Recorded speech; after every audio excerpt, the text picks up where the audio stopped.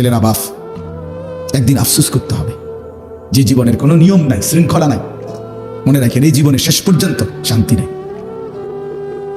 এটাই বাস্তবতা। একদিন না একদিন হতাশায় ভুগতে হবে, আফসোস করতেই হবে, আজ কিংবা কাল করতেই হবে, কোনো সন্দেহ নেই। এই দেখবেন, দেখতে দেখতে অসংখ্য ছেলেপেলের জীবন নষ্ট হয়ে গেছে, কোনো না কোনো দুষ্ট মানুষের খপ্পরে পড়ে, অসৎ বন্ধুর খপ্পরে পড়ে বরবাদ হয়ে গেছে। হয় মদে আসক্ত, নয় জুয়াতে আসক্ত, নয় নয় কোনো মেয়ের প্রেমে ফান্দে আটকায় পড়ছে, আর নাই তো আড্ডা দিতেছে, খেলতামাশা করতেছে, ঘুরতেছে, টাকা চুরি করতেছে, চুরি করে বাটপারি করে নিয়ে বন্ধু বান্ধবের আড্ডায় হাজার হাজার টাকা শেষ করেছে।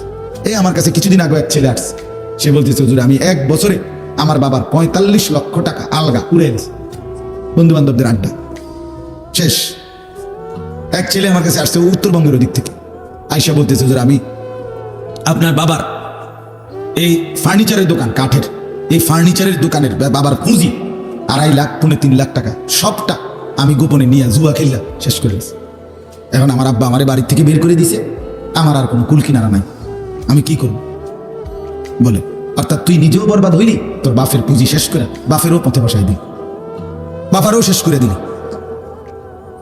এই যে আসক্তি, দিন দিন অভিভাবক নজর দিচ্ছে না, ছেলেরাও নিজের মতো স্বাধীনতা পাইয়া নিজের বুদ্ধি নিজে উড়াইতেছে, যা মন চায় তার কাছে সে তাই করতেছে। এতে করে একদিন, বিশ্বাস করে, একদিন এমন জায়গায় গিয়ে থামবে, আর ফিরতে পারবে না। নদীর কিনারায় পৌঁছে গেলে, পিছলা খাইয়া পড়ে গেলে আর উঠতে পারবে না। আল্লাহ তাআলা আমাদেরকে বুঝ দান করেন।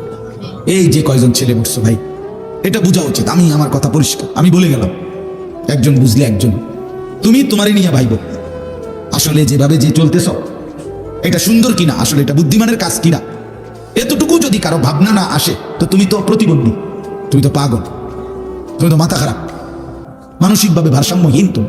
তুমি যদি নিজের ভালোটাই না বুঝো যে আমি কি করছি, এটা আমার উচিত কিনা না অনুচিত, এর দূর কি মানুষ বোঝে না? এতটুকু বোঝে না। আস্তাগফিরুল্লাহ।